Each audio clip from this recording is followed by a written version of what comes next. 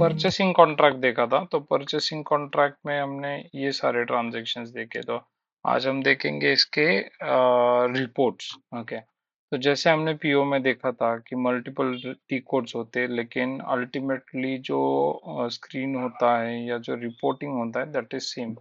जैसे तो इस केस में क्या है कि मेरा जो ME3L है bye vendor, ME3M, ME3C, ME3N, ये सारे सिमिलर है। First four are almost similar, almost नहीं, they are similar, just screen में थोड़ा सा डिफरेंस है।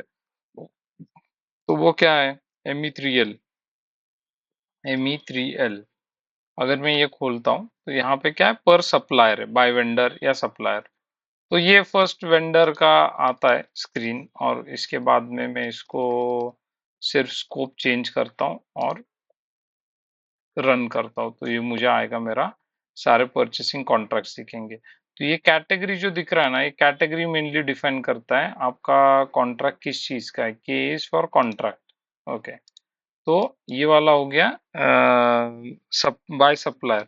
हाँ, इसमें जो जनरली जो लास्ट टाइम भी मैंने पीआरपीओ केस में बताया था कि यहाँ पे लेआउट में जा सकते हो, लेआउट में जाके सारे आपको कॉलम्स मिल सकते हैं, ये डाल दो। सॉर्टिंग में जाके ये दो है, मतलब ये तो अरेंजमेंट है, जैसे आपको चाहिए वैसे आप कर सकते हो। तो ये करके आप इसको रन कर सकते हो। अब यहाँ पे आपको पूरा वो पर्टिकुलर परचेसिंग कॉन्ट्रैक्ट के बारे में सब कुछ दिखेगा। ओके, तो मेनली यहाँ पे डिफरेंस कहाँ पे आता है, तो यहाँ पे देखो, ये चूज में अगर आओगे ना, तो सिस्टम क्या करता है कि आप स्क्रीन सेम है, परचेस ऑर्डर का रिपोर्ट भी सेम है, सिर्फ यहाँ पे टी कोड से एक सिलेक्शन दिया है रिपोर्टिंग में कि अगर उस टी कोड से आओगे तो ये चेक बॉक्स रहेगा, अगर इस टी कोड से आओगे तो ये चेक बॉक्स रहेगा। सिर्फ इतना ही है, बाकी सेम है। ओके, अब ये बाय सप्लायर है। सप्लायर से होने के बाद ME3M/N, ME3M, कुछ भी एक याद रखो, इतने की जरूरत कभी नहीं पड़ती अलग अलग की। ME3M, फिर इसमें आओगे, एग्जीक्यूट करोगे तो सिमिलर सेम रिपोर्ट आएगा, कोई डिफरेंस नहीं इसमें। सिर्फ डिफरेंस कहाँ पे है, तो फर्स्ट स्क्रीन पे है। तो फिर से इसको अगर आप ले लोगे तो ये वाले कॉलम्स और वो वहाँ के कॉलम्स सारे सिमिलर है। दृश्य देखो, के भी है, WK है, ये भी है, सब नो डिफरेंस। ओनली यहाँ पे मटेरियल आएगा फर्स्ट में, इसका अलाइनमेंट थोड़ा ऊपर नीचे, लेकिन अलाइनमेंट ऊपर नीचे होगा। फिर ME3C/N, ME3C, ये भी रिपोर्ट है, मटेरियल ग्रुप वाइज है। यहाँ पे मटेरियल ग्रुप दिख रहा है आपको। ओके, अंदर जाओगे तो सब सेम मिलेगा। ME3N, ये एग्रीमेंट नंबर वाइज है। ME3N, तो ये परचेसिंग डॉक्यूमेंट मतलब एग्रीमेंट नंबर है, तो एग्रीमेंट नंबर वाइज है। अगर यहाँ पे आओगे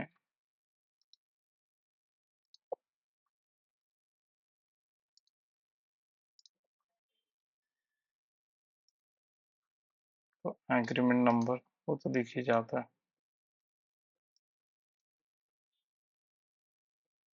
सप्लाई, ये वाला परचेसिंग डॉक्यूमेंट मतलब एग्रीमेंट कॉन्ट्रैक्ट नंबर, ये है मेरा कॉन्ट्रैक्ट का नंबर। तो यहाँ पे क्या होता है ना, कॉन्ट्रैक्ट को, पीओ को, दोनों को परचेसिंग डॉक्यूमेंट कहा जाता है, क्योंकि अल्टीमेटली इससे परचेसिंग होता है, इसलिए उसको परचेसिंग डॉक्यूमेंट के नाम से ही बुलाया जाता है। ये वाला रिपोर्ट अभी ME3J, ये स्पेसिफिक, इसमें थोड़ा चेंज है। ME3J जैसे हमने बाकी रिपोर्ट्स में भी देखा है प्रोजेक्ट वाले, तो ये थोड़ा प्रोजेक्ट रिलेटेड, मतलब SAP प्रोजेक्ट सिस्टम रिलेटेड जो PRs बनते हैं, तो वो थोड़ा उनका मतलब बनते अपने PR जैसे ही है, सिर्फ कुछ अलग चीजें दो तीन होती है, जैसे प्रोजेक्ट WBS एलिमेंट होता है उसमें, इसलिए इसका थोड़ा अलग अरेंजमेंट है या अलग रिपोर्ट है। फिर आता है MRS-V5, ये सर्विस के लिए MRS-V5। तो MRS-V5 बराबर है ना, नहीं, ये कुछ तो ना, ये मैंने गलत डाला है यहाँ पे। MRS-V5, ये गलत है, ठीक है, एक मिनट। पीओ का जो रिपोर्ट है MRSV3 MRSV3 MSRV3 V5 क्या, हाँ ये आ गया MSRV5। यहाँ पे ट्रांजेक्शन दिख रहा है आपको, मैंने डालते वो गलत डाला था, MRS डाल रहा था मैं, MSR है वो। ओके तो यहाँ पे थे, हाँ ये RS ये गलत है, ये SR है, MSRV5, इसको मैं करेक्ट करता हूँ। ठीक है, तो यहाँ पे क्या है, कॉन्ट्रैक्ट है, ये सीधा चेक बॉक्स होके आता है। तो आप ये वाला जो है MSRV3 जो पीओ का सर्विस का रिपोर्ट है, तो उसमें क्या होगा, सिर्फ इतना ही डिफरेंस आएगा बस, बाकी सब सेम है। ओके, तो यहाँ पे आने के बाद में कॉन्ट्रैक्ट में एग्जीक्यूट करो, आपका सारा एक्टिविटी नंबर मतलब सर्विस नंबर, तो सारी डिटेल्स यहाँ पे दिख जाएगी आपको। ठीक है, अभी फ्यूरी का कॉन्ट्रैक्ट का मैंने देखा, तो कॉन्ट्रैक्ट का एग्जैक्ट जो हमें चाहिए वो कॉन्ट्रैक्ट का है नहीं सिस्टम में। एक ये contract item by account assignment है, ये नहीं, सिर्फ परचेस कॉन्ट्रैक्ट का एक हमें चाहिए, लेकिन इन्होंने हमें एक्सेस नहीं दिया है उस चीज का। ये 2-3 ट्रांजेक्शन्स है जिसका हमें एक्सेस नहीं है, बाकी तो काफी हद तक सारी चीजों का एक्सेस है हमें। ओके, तो ये कुछ नहीं है, जाके सिर्फ परचेस कॉन्ट्रैक्ट डालना है यहाँ पे और मिल जाता है वो वाला, तो यू कैन यूज दैट, अलग कुछ नहीं होता वो ट्रांजेक्शन में। ओके, हाँ अभी ये शेड्यूलिंग एग्रीमेंट। ओके, तो ये एक नया और थोड़ा अंडरस्टैंडिंग, इनिशियल अंडरस्टैंडिंग होने के बाद में इसमें कुछ नहीं है। ओके, तो ये एक टाइप ऑफ परचेस ऑर्डर है, लेकिन अभी मतलब ये क्या होता है, जो हमने परचेस ऑर्डर बनाया या तो वो बनेगा, नहीं तो scheduling agreement. Scheduling agreement is also purchase order और में है, या तो ME21N से बनेगा, नहीं तो ME31L से बनेगा। अभी शेड्यूलिंग एग्रीमेंट क्यों है फिर, अगर हम बोल रहे कि वो पीओ ही है, पीआर बनने के बाद में या तो पीओ बनेगा, नहीं तो शेड्यूलिंग एग्रीमेंट बनेगा। तो scheduling agreement is also type of PO. Okay, तो स्क्रीन पे जाने के बाद में थोड़ा और समझ में आएगा, लेकिन कंसेप्ट पहले समझते हैं। शेड्यूलिंग एग्रीमेंट क्या होता है कि अभी समझो मेरा एक वेंडर है, उस वेंडर से मैं मटेरियल लेता हूँ। ओके, लेकिन मैं हर हफ्ते मटेरियल लेता हूँ उससे, हर हफ्ते उससे मुझे कुछ डिलीवरी चाहिए, कभी 50 आइटम, कभी 40, उसके ये वीक में 50, अगले वीक में 40, उसके अगले वीक में फिर से 50, उसके अगले वीक में 60। तो ये थोड़ा वैरी भी होता है, हर मंथ का क्वांटिटी, हर वीक का क्वांटिटी मेरा। और अभी क्या होता है, मतलब पहले तो बिजनेस प्रोसेस, बिजनेस सिनेरियो समझते फिर यहाँ पे आएंगे। अभी सोचो, अगर मैंने पीआर बनाया और मैंने रिक्वायरमेंट डाला, ओके, उसके बाद में वो अप्रूव होगा, फिर उसका पीओ बनेगा, पीओ पीओ बनने के बाद वो अप्रूव होगा, फिर वो वेंडर को जाएगा, ये सारी चीजें टाइम लेती है।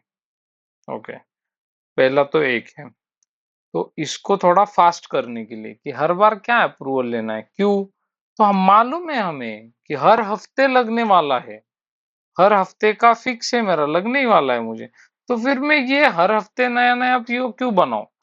पीओ बनाने का एक मेन रीजन, और पीओ का क्या होता है, अगर आपने 40 आइटम का पीओ बनाया ये हफ्ते का, तो 40 आइटम लिया खत्म, अगले वीक के लिए नया पीओ बनाओ। तो एक अलग प्रोविजन ऐसे कि आप एक ही शेड्यूलिंग एग्रीमेंट बनाओ, which is your similar to PO. अभी इसमें आपका प्राइस फिक्स करो, तो प्राइस डाल दो कि 100 रुपीज का मुझे मिलता है ये आइटम।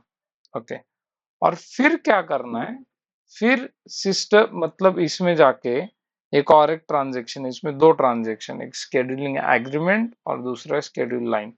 तो शेड्यूलिंग एग्रीमेंट पूरे ड्यूरेशन के लिए एक ही बनता है, समझो मैंने आने वाले 4 महीनों 6 महीनों के लिए एक वेंडर के साथ में एक शेड्यूलिंग एग्रीमेंट बनाया, तो वो एक शेड्यूलिंग एग्रीमेंट बनेगा, और उसके बाद में हर हफ्ते एक मैं नया शेड्यूल लाइन डालूंगा। मतलब स्केड्यूलिंग एग्रीमेंट पेरेंट हुआ, और उसके अंडर जो भी वीकली मेरा रिक्वायरमेंट है उसका मैं एक स्केड्यूल लाइन बनाऊंगा। ओके, तो इससे क्या होगा, स्केड्यूलिंग एग्रीमेंट में 6 महीने के लिए बनाया, प्राइस डाल दिया, उसमें या तो मैं डाल सकता हूँ कि मैं क्वांटिटी वाला बना सकता हूँ, नहीं तो वैल्यू वाला बना सकता हूँ। क्वांटिटी वाला मतलब मैं इस वेंडर से इतना इतना मटेरियल लूंगा, कितना, 6 महीने में कुछ डील करना पड़ता है वेंडर से, या होता है डील कि मैं तुमसे हर हफ्ते ले रहा हूँ 50, कभी कम ज्यादा होता है, तो मैं टोटल महीने का 200 पकड़ो और 6 महीने का 1200 पकड़ो, 1200 आइटम का ऑर्डर तुम्हें देता हूँ अभी। तो ये एग्रीमेंट बना लेते हैं अपन, स्केड्यूलिंग एग्रीमेंट करते हैं अपन 12 का स्केड्यूलिंग एग्रीमेंट। तो हर हफ्ते क्या है ना, वो स्केड्यूलिंग एग्रीमेंट है तो एक ही बार 1200 आइटम का अप्रूव होगा, और उसके बाद में हर हफ्ते एक स्केड्यूल लाइन डाला जाएगा। तो स्केड्यूल लाइन डालने पर क्या है, वो स्केड्यूल लाइन कोई भी डाल सकता है, मतलब उसको अप्रूवल होता है, लेकिन फिर से वो लेवल के अप्रूवल की जरूरत नहीं है कि हर बार परचेसिंग डिपार्टमेंट में जाएगा, इसको जाएगा, उसको जाएगा, तो वो काफी फास्ट प्रोसेस हो जाता है। तो स्केड्यूलिंग एग्रीमेंट यूजुअली जो रूटीन में हर हफ्ते, हर 2 हफ्ते, हर महीने जो मटेरियल हम लोग लाते हैं उसके लिए स्केड्यूलिंग एग्रीमेंट बनाते हैं। तो it's a provision to make the process fast, approval भी सिंगल अप्रूवल, ऐसा थोड़ा सा है उसका। तो अभी एक बार हम करके देखते हैं, उसके बाद में आपको ज्यादा डिटेल समझ में आएगा इसके बारे में। तो /N ME23N ये मेरा पीओ है। ओके, अभी समझो मुझे ये क्या है, 15 आइटम का बनाया, 15 आइटम लाया, अभी ये पीओ खत्म हुआ, इसका कोई यूज नहीं, मैं और इस पीओ के अगेंस्ट में और जीआरएन नहीं कर सकता हूँ। तो अब क्या है,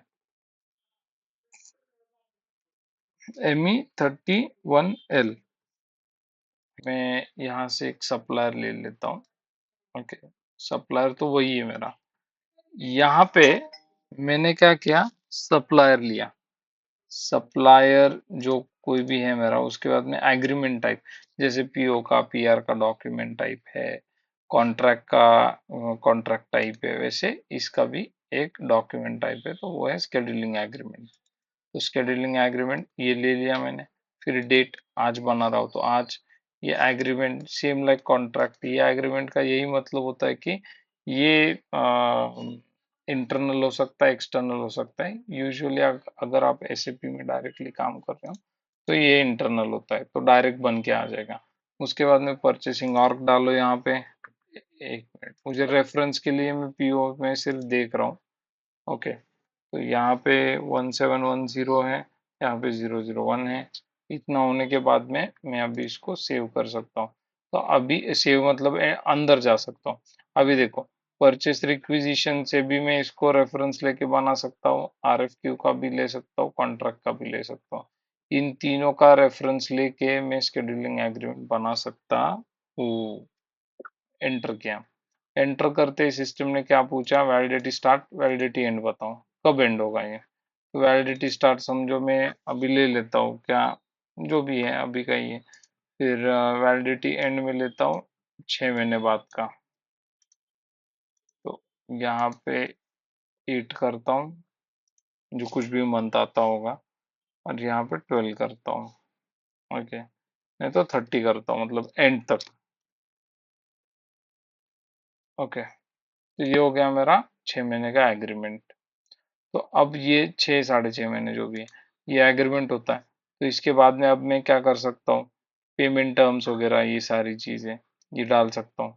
फिर टारगेट वैल्यू डाल सकता हूँ, कि मैं यहाँ पे बोलता हूँ कि वेंडर को कि मैं तुमसे इतने का मटेरियल लूंगा, हेडर में वो, हेड में 10,000 का मटेरियल ले लूंगा, ऐसा अगर मैं वेंडर को बोलता हूँ, तो 10,000 होने के बाद में जो मैं पीओ बनाऊंगा या लाइन आइटम डालूंगा, उस टाइम वो मुझे रेस्ट्रिक्ट करेगा। ओके, अब मैं मेरा मटेरियल डालता हूँ, अभी यहाँ पे मटेरियल डाला, 1710 डाला। अब देखो, यहाँ पे दो ऑप्शन है, टारगेट वैल्यू तो डाला है, टारगेट क्वांटिटी भी डाल सकता हूँ। अगर ऐसे कि टारगेट वैल्यू को ही मुझे फॉलो करना है तो मैं यहाँ पे नॉर्मली 999 ऐसे डाल दूंगा, मतलब रैंडम है, ऐसा होने नहीं वाला, मैं इतना बाय नहीं करने वाला, लेकिन उससे जो डील किया है वो वैल्यू का डील किया है, तो जो कुछ भी वैल्यू है, जो मैंने 10,000 या जो भी डाला है मैंने, तो उस वैल्यू से वो होगा। अभी यहाँ पे 10 डालता हूँ। ओके, तो ये टारगेट क्वांटिटी है, ये नेट प्राइस है, और अगर आपको टारगेट वैल्यू देखना है तो ये टारगेट वैल्यू है 10,000, तो इसको थोड़ा सा बढ़ा के 1 लाख कर देता हूँ। 1 लाख है। ओके, ये हो गया मेरा हेडर डेटा। ये माउंटेन्स में गया, ये हेडर में गया, फिर से दिखा रहा हूँ। ये माउंटेन्स में गया, ये गया आइटम डिटेल्स में, यहाँ पे आया आइटम के बारे में, ये इतने का मेरा क्वांटिटी है, इतना नहीं लेने वाला मैं वेंडर से ऑलरेडी बात हुआ है मेरा, डॉक्यूमेंट भी प्रिंट होके आएगा कि टारगेट वैल्यू इतना इतना है, नहीं तो वेंडर इसको एज ए कमिटमेंट लेके भी हमारे ऊपर बैकफायर कर सकता है, तो वैसे होता नहीं है यूजुअली। ओके, टर्म्स में वगैरह लिखा हुआ रहता है सारा, तो वो चीज़ है। ये net net price, net order price कितना है, तो इतना है। ओके, अब मैं क्या करता हूँ, बैक जाता हूँ, अब मैं आता हूँ यहाँ पे, तो इसमें और थोड़ी कुछ चीज़ें जो भी हमने कॉन्ट्रैक्ट में देखा सिमिलर टू दैट हम डाल सकते हैं। हो गया, अभी इसको मैं सेव करता हूँ। अभी क्या हो गया, मेरा स्केड्यूलिंग एग्रीमेंट क्रिएट हो गया। तो इसको डिस्प्ले अगर मुझे करना है तो /NME33L, ये तो एकदम सीरीज में ही होता है, /NME33L, मतलब 31, 32, 33 ऐसे होता है। तो ये 32, 33 हो गया। 32 में क्या कर सकते हैं, 32 में चेंज कर सकते हैं, ME32L। 32 में मैं अगर एंटर करता हूँ तो this changes I can do it. Okay, ये वाला है, तो ME33L। अभी जब ये डिस्प्ले एग्रीमेंट है, ओके, तो अभी इसमें क्या होता है कि मैंने क्वांटिटी तो अभी डाला ही नहीं मुझे कितना चाहिए, तो इसके अगेंस्ट पहले तो ये अप्रूवल को जाएगा, अभी इसको अप्रूवल है नहीं, लेकिन जैसे पीओ अप्रूवल को जाता है वैसे ही ये अप्रूवल को जाएगा, scheduling agreement. So this is a type of PO, तो आप यहाँ पे ME21N वाला पीओ नहीं बना रहे हो, यहाँ पे ME31L वाला बना रहे हो, जो कि स्केड्यूलिंग एग्रीमेंट है। अब क्या होता है, मैंने वेंडर को ये कमिटमेंट दे दिया है, मतलब ये दे दिया, इसमें क्या कमिटमेंट क्या है, एक तो रेट है और दूसरा टारगेट वैल्यू है, ये कमिटमेंट मैंने वेंडर को दिया है। अब मैं क्या करूंगा, ME38, सॉरी, ME38,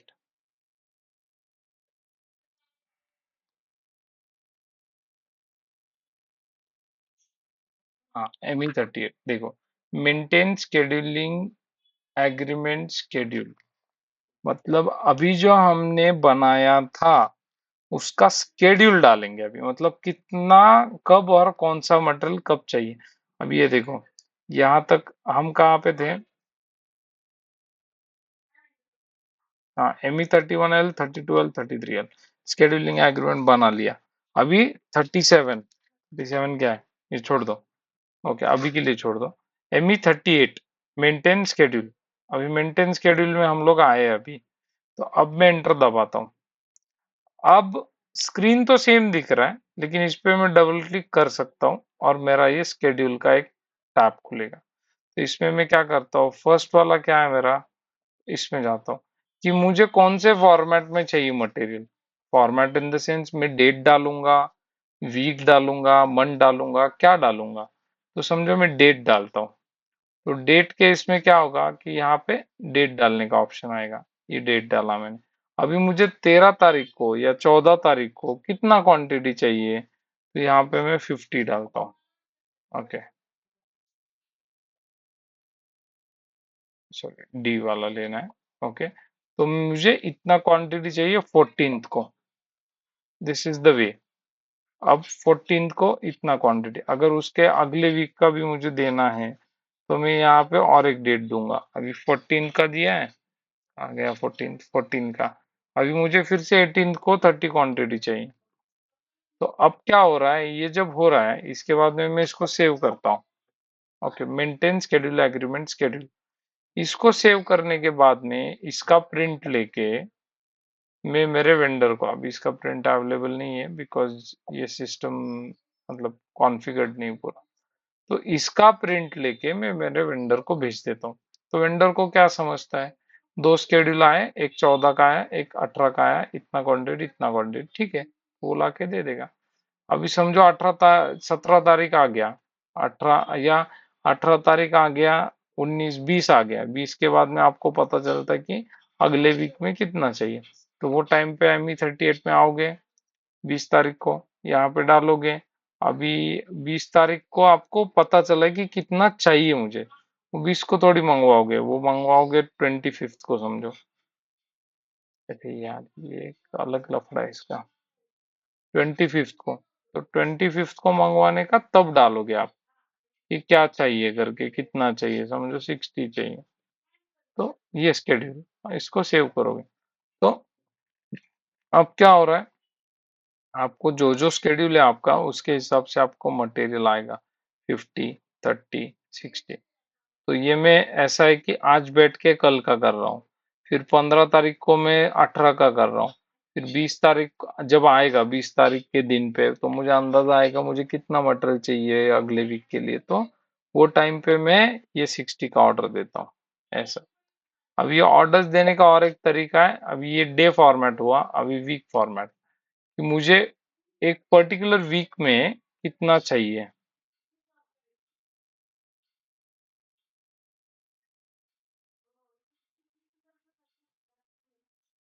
ये डे फॉर्मेट में लिया इसलिए अभी वीक नहीं ले रहा है, ठीक है, नो प्रॉब्लम। तो वीक अगर लेना है तो एक नया बनाते हैं अपन, चलो। तो ये यहां तक समझ में आया क्या आपको कि दो ट्रांजेक्शन है, एक है, जाता हूँ, ME33L, ये है अपना स्केड्यूलिंग एग्रीमेंट, और दूसरा है मेरा स्केड्यूल लाइन। तो ये मेरा शेड्यूल लाइन है, यहाँ पे देखो, ये स्केड्यूलिंग एग्रीमेंट, ये मेंटेन शेड्यूल लाइन, ये ME3123L, और यहाँ पे ये ME38। इसके अंदर जाने पर देखो स्क्रीन ऑलमोस्ट सिमिलर दिखता है दोनों का। ओके, ऑलमोस्ट नहीं, लगभग सेम ही है सब, थोड़ी कुछ चीजें नहीं है यहाँ पे। तो ये आए हैं और ये कुछ यहाँ पे चीजें हैं, लेकिन आप यहाँ पे डबल क्लिक करोगे तो आप यहाँ पे जाओगे, ओके, उसके आइटम डिटेल्स पे। लेकिन आप यहाँ पे डबल क्लिक करोगे ME38 में तो उसके स्केड्यूल पे जाओगे। तो ME38 is only for scheduling. तो ये स्केड्यूल जैसे ही डालोगे वैसे प्रिंट निकाल के वेंडर को भेज दोगे, तो वेंडर उस डेट पे डिलीवरी दे देगा। बोलो, समझ में आया, नहीं आया?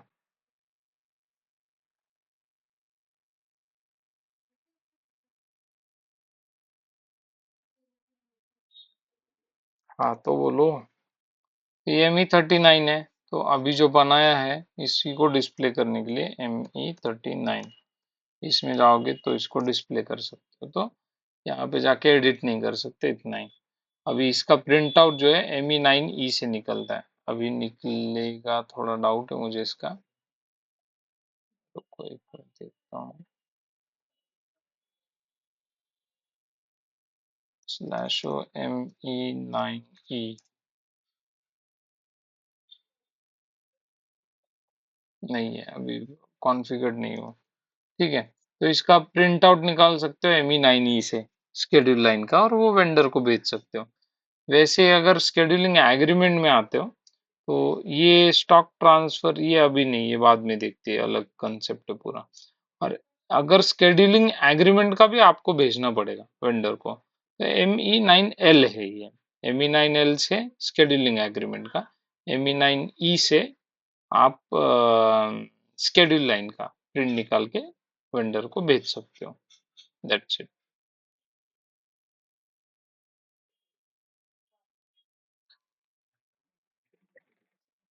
बोलिए।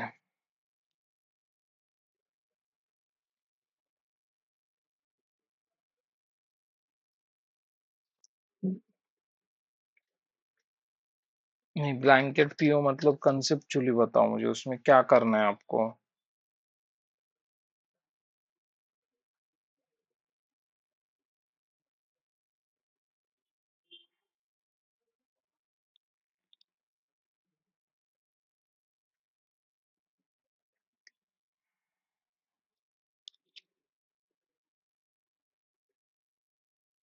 अभी ब्लैंकेट पीओ थोड़ा सा ना, मतलब आप बोल रहे हो सही है, वो थोड़ा इंडस्ट्रियल टर्म है। मतलब हर कंपनी में जाओगे तो वो बोलते हैं ब्लैंकेट पीओ। तो ब्लैंकेट पीओ में यही होता है कि आप आपका प्योरली कमिटमेंट नहीं रहता उसमें कि मुझे कितना चाहिए। ओके, तो कमिटमेंट आप टाइम टू टाइम उनको देते हो।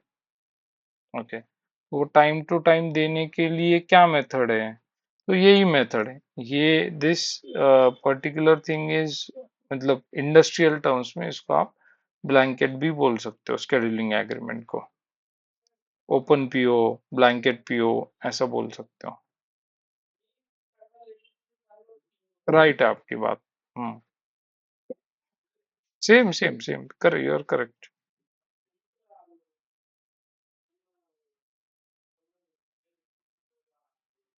और किसी को कुछ डाउट?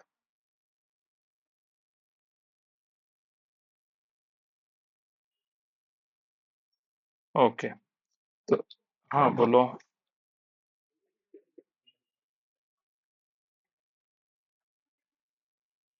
नहीं नहीं नहीं नहीं, फिक्स नहीं होता है। उसमें प्राइस चेंज करने का ऑप्शन है ना हमारे पास। अभी ये मेरा स्केड्यूलिंग एग्रीमेंट है, तो स्केड्यूलिंग एग्रीमेंट कौन सा भी एग्रीमेंट कुछ भी होने दो, प्राइस कभी उसका फिक्स नहीं होता है। तो ये जो आपका प्राइस है अभी 10 का, तो ये जब भी चेंज होगा या होने वाला है कमिंग फ्यूचर में, तो न्यू वैलिडिटी यहाँ पे डालते हो आप, और न्यू वैलिडिटी डाल के आप अपना प्राइस डाल सकते हो। यहाँ पे वैलिडिटी डालो, समझो आज ही है, लेकिन वेंडर बोलता है कि चलो 20 तारीख तक मैं दूंगा आपको 10 के रेट से, लेकिन उसके बाद में मैं आपको रेट चेंज करके आपको 12 के रेट से दूंगा, वॉट एवर जो भी डील है। तो ये मैंने डाल दिया है, तो ये हो गया। अभी आपको यहाँ पे 10 ही दिख रहा है, बिकॉज ये 12 तक का प्राइस है। ये 20 तारीख जो भी मैंने तारीख डाला है, वो ये 20 तारीख तक का प्राइस है। ये देखो अभी दो यहाँ पे दिख रहे हैं प्राइजेस, 13 से 19 तक एक है और 20 से 31 तक एक है। इस पे क्लिक करोगे तो 12 दिखेगा। ओके, ऐसा है इसका। और कुछ? लॉन्ग टर्म कुछ भी हो, कॉन्ट्रैक्ट में सिर्फ वैसे नहीं होता, कॉन्ट्रैक्ट में यूजुअली प्राइजेस चेंज नहीं होते। कॉन्ट्रैक्ट उसी को कहा जाता है कि मतलब हो भी सकते, it is not a fix thing. Industry में तो मल्टीपल टर्म्स एंड कंडीशंस पे सब कुछ चलता है, तो वो तो चेंज हो सकता है कॉन्ट्रैक्ट के केस में भी प्राइजेस, लेकिन कॉन्ट्रैक्ट में थोड़ा चांसेस कम होते हैं। स्केड्यूलिंग एग्रीमेंट में तो रेगुलर बेसिस पे प्राइस चेंज होंगे।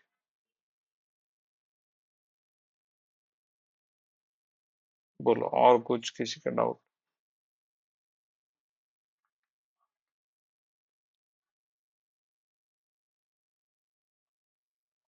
ये स्केड्यूलिंग एग्रीमेंट है ना, ये सब्जेक्ट बहुत इंपॉर्टेंट है। मतलब इंटरव्यू में पूछा जाएगा, अगर आप फ्रेशर इंटरव्यू दे रहे हो तो पूछेंगे स्केड्यूलिंग एग्रीमेंट के बारे में मालूम है क्या, बताओ। तो आपको सब बोलना है, ME 31 2 3 L जो है वो बनाने के लिए है, फिर ME 38 से मैं मेंटेन करूंगा, ME 9E से मैं उसका प्रिंट निकाल के वेंडर को दे दूंगा, ये सब बोलना है। फिर वो खुद पूछेगा, ठीक है, लेकिन नॉर्मल पीओ में और इसमें डिफरेंस क्या है? तो फिर बिजनेस सिनेरियो बताना है आपको कि जो आइटम्स रेगुलर लगते हैं और जिसका क्वांटिटी फिक्स नहीं है, तो उस केस में मतलब छः, अभी मुझे हर महीने लगता है तो मैं 3 या 6 महीने का एक शेड्यूलिंग एग्रीमेंट बनाता हूँ एक वेंडर के लिए, जहाँ पे अगर मैं वीकली बनाता हूँ तो मुझे वीकली पीओ बनाओ, उसको अप्रूव करो, ये सब करना पड़ेगा। इंस्टेड ऑफ दैट, अगर मालूम है और टाइम बचाना है, तो एक शेड्यूलिंग एग्रीमेंट बना के मल्टीपल शेड्यूल उसके ऊपर डाल सकते फॉर 3 मंथ 6 मंथ जो भी उसका ड्यूरेशन है। तो that will help to reduce that will help to make the process efficient. Time efficiency उसमें बढ़ेगा, और दैट्स इट। और रेट का भी आपको उसमें बेनिफिट मिल सकता है, because of you are giving a fixed order to a vendor, commitment to a vendor. तो ये आपको फ्रेशर का इंटरव्यू है, तो ये आपको बोलना है। इसके आगे कुछ बोलने की जरूरत नहीं है, वो पूछेगा भी नहीं। वो ये बोल के आपने इतना बोल दिया ना, वो आपको ये सब्जेक्ट पे तो छोड़ देगा, ठीक है, इसको मालूम है, ऐसा करके। ओके।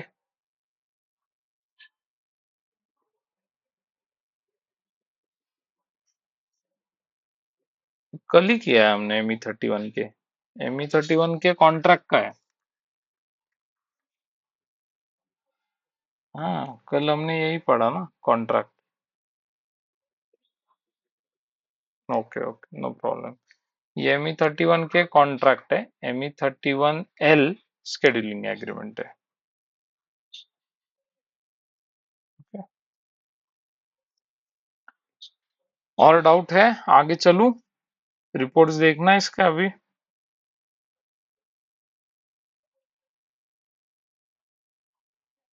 ठीक।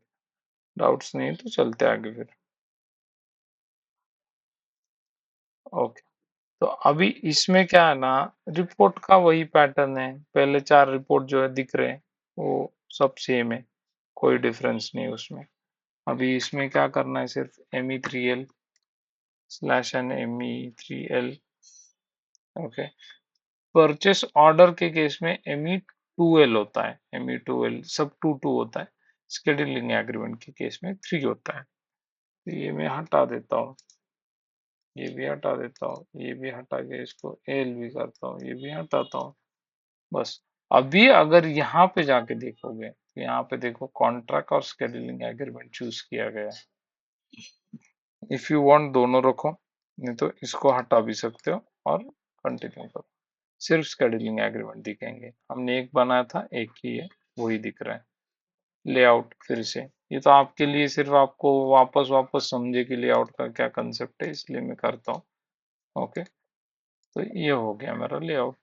अभी ये वाला मेरा अभी बनाया हुआ कॉन्ट्रैक्ट वगैरह सब ये है। अभी इसका अगर मुझे डिलीवरी शेड्यूल देखना है, तो ये डिलीवरी शेड्यूल का यहाँ पे एक बटन है, तो इसमें जाके मैं उसका डिलीवरी शेड्यूल भी देख सकता हूँ। ये मेरा डिलीवरी शेड्यूल है जो मैंने वहां पे डाला था, 30, 50, 60, और उसका डेट, ये सब दिख रहा है मुझे। बाकी के वैल्यूज ये रिप्लिकेट होते हैं, क्योंकि ये टारगेट वैल्यू हेडर वाला है, तो वो सबके लिए टारगेट वैल्यू उतना ही आएगा। ओके। लेकिन आपको फोकस करना है इस पे, स्केड्यूल पे। तो दिस इज द रिपोर्ट। तो रिपोर्ट अभी ME3L देखा था, अभी 3L में इधर सप्लायर है। अगर /N ME3M देखते हो, तो यहाँ पे मटेरियल आएगा, बाकी सब सेम है। फिर ME3C, ME3N, फिर /N ME3C, इसमें भी सब सेम है। अंदर जाओगे ये चेंज करके, और तीसरा वाला ME3N। अभी अंदर नहीं जा रहा हूँ बिकॉज सब सेम है। तो आप अभी आपको या तो समझ में आया होगा, नहीं तो आपको प्रैक्टिस में आपको ये करना है, अंदर जाके देखना है सबका। ओके। अभी फिर आता है प्रोजेक्ट का, वही ME3J। ये थोड़ा अलग है, ME3J।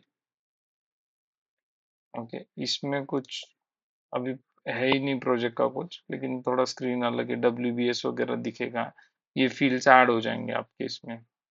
फिर आता है MRSV5/MSRV5, ये सर्विस का यहाँ पे कॉन्ट्रैक्ट लिखा है। ओके।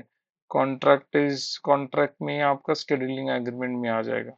मतलब दोनों तरीके के दिखेंगे, बिकॉज स्केड्यूलिंग एग्रीमेंट और कॉन्ट्रैक्ट, परचेसिंग कॉन्ट्रैक्ट, इन दोनों को मिला के आउटलाइन एग्रीमेंट कहा जाता है SAP के टर्म्स में। तो अगर कोई पूछता है what are the outline agreements, तो आपको बोलना है purchasing contract and scheduling agreement are the outline agreements. ये है। तो this is all about report. अभी इसका शेड्यूलिंग का नहीं है। इसमें फिर भी एक बार देखते हैं। शेड्यूलिंग एग्रीमेंट, इसका दिया नहीं है एसएपी ने एक्सेस हम लोगों को, लेकिन सिमिलर है, उसमें कुछ ज्यादा अलग चीजें नहीं है। अभी आपने पीआर और पीओ देखा है तो यू मस्ट हैव अंडरस्टूड कि what kind of things are happening in fury. तो ये कुछ है दो तीन जिसका एसएपी ने हमें ट्रायल वर्जन में एक्सेस नहीं दिया है। ओके, तो यस दैट्स इट। ये हमारा शेड्यूलिंग एग्रीमेंट हो गया है। अगर इस पे कुछ डाउट है तो बताओ। कल प्रैक्टिस करो, दो तीन बनाओगे एक शेड्यूलिंग एग्रीमेंट शेड्यूल लाइन, जब खुद बनाओगे तो एकदम क्रिस्टल क्लियर हो जाएगा आपका। ओके, तो ये अभी तक जो था ना, ये हमने क्या किया है, एक एक ट्रांजैक्शन को पढ़ा है। तो अभी आप इस पे जितना प्रैक्टिस आपका अच्छा होगा, because this is very base, ये बेसिक है एसएपी एमएम का। तो बेसिक मजबूत है, बेसिक पे ज्यादा टाइम दिया है। तो आपका अगले वाला जो है वो कुछ नहीं, उसमें भी सब सेम ही है। ओके, मतलब ट्रांजैक्शन सब सेम है। तो अभी प्रैक्टिस थोड़ा कम हुआ है, डोंट वरी, आगे प्रैक्टिस होगा आपका। लेकिन वही है कि प्रैक्टिस करना जरूरी है। ओके, तो यहाँ पे अभी आपका अब हम लोग क्या करने वाले हैं, तो परचेसिंग कॉन्ट्रैक्ट हो गया, अभी जाएंगे मटेरियल मास्टर में। तो ये सब्जेक्ट थोड़ा बड़ा है, इसको 2 से 3 लेक्चर्स लग सकते हैं हमें। ओके, इसको खत्म करने के लिए। तो कल से थोड़ा सा और प्रिपेयर्ड रहना है आपको। वैसे आप लोग प्रिपेयर्ड ही आते हो तो वो प्रॉब्लम नहीं है, लेकिन हाँ 3 लेक्चर लग सकते हैं इसको। 3, 2 से 3। ओके, तो ठीक है, कुछ क्वेरी नहीं है तो क्लोज करते, बताओ मुझे।